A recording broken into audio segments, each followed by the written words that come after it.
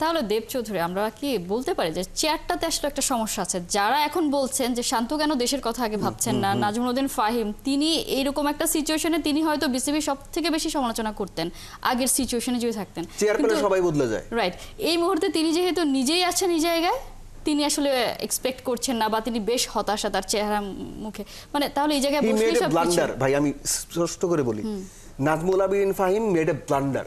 উনি ক্রিকেট অপারেশনসের চেয়ারম্যান বা বিসিবিতে আসার পরে একটা সিদ্ধান্ত আমাকে দেখান তো যে নাজমুল আবিদিন ফাহিম দারুণভাবে করেছেন। ক্রিকেট বোর্ডের বাইরে যখন ছিলেন তখন গণমাধ্যম তার কাছে ঝাঁপিয়ে পড়তো, কেন? বিসিবির এগেনস্টে, বিসিবির অনাচারের এগেনস্টে, আনপ্রফেশনালিজমের এগেনস্টে যে কয়টা ভয়েস সোচ্চার ছিল তার মধ্যে Nazmul Abedin Fahim was very prominent, এটা নিয়ে তো কোনো ডাউট নাই।